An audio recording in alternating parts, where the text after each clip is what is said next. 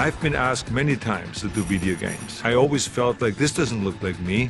I mean, this is not my face. So I always stayed away from that if it is not my likeness or if it doesn't do the movie justice. I did have a thought that they would probably make a video game. I would be the Predator since I am the bad guy in the film. There's so many corners and recesses of the Terminator mythology that you can explore, and a movie lets you explore a certain number of them, but you only have 2 hours in a movie. In a video game, you have as much time as you want to spend. It allows you to explore all the areas and aspects of the story that you yourself might be interested in. I think a lot of video games that are done that are based on movies might not use a lot of the scenes from the movies, a lot of the characters. In this, it's sort of a continuation of the movie. In order to be different, I think it is about the quality, it's about the playability, it's about the story, it's about the characters, and I think we've given them the kind of ammunition that allows that to happen. What we all wanted out of it is to try to be as faithful to the story of the film after a certain point.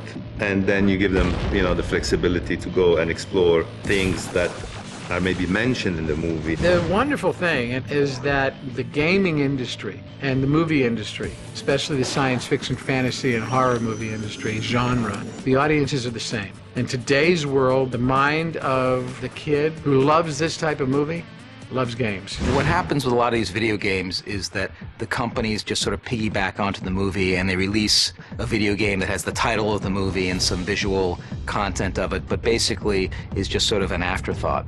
And what's great about what Atari and Black Ops did in the case of Terminator 3 is early on we said, we're going to do a video game, we want to make it a world-class video game. We share all of our design tools, everything that we use, all of our characters, full-size puppets, full-size animatronics, and information from our digital designs with anyone who needs it, be it houses that are going to create the digital effects, or in a case like this, the gaming division. The backgrounds, the sets, all of the things that help make the movie will help make the video game even better. We worked really very closely with the video game developers to make sure that the game was a full experience of seeing the movie and not just some sort of afterthought that a video game company was dumping out in the marketplace. John Connor, it is time. We did actually shoot one scene if we wanted to put in the video game. It makes the game even more real than a game, it makes it like movie plus.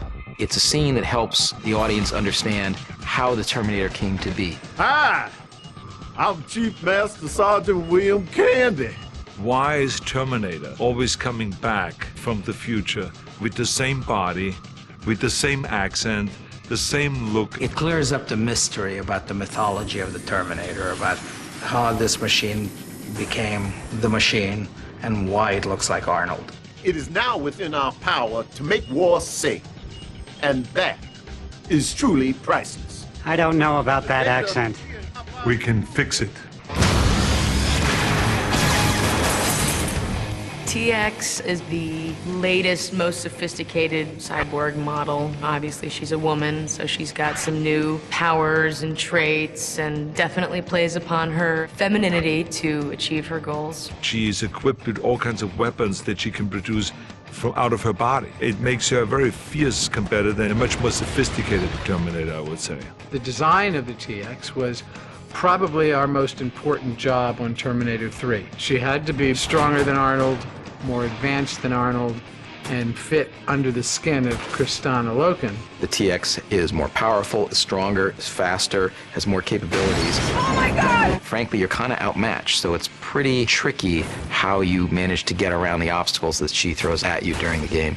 It's beyond me that it took us 3 movies to realize that the baddest of all Terminators was going to be a female.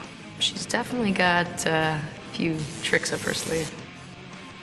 You have storylines that occur in the future, storylines that occur in the present, storylines in the past. For a movie, it's very hard to bounce around between all those different time frames. But the great thing about a video game is you can explore all those different dimensions. The thing that had me really excited about the video game is that here's a chance for us to explore all these different timelines in a parallel format, and I think that's incredibly exciting simply from a storytelling point of view. Of course, it makes for a great game as well, but it's a wonderful companion with the movie itself. The game's basic premise in general is we're actually mirroring the movie in addition to adding some sequences that are normally off-screen or away from the movie. You'll be able to basically get the full feel of what it's like to be in that future post-Holocaust nuclear war with the Skynet sort of dominating the skies and in the communication systems, things like that.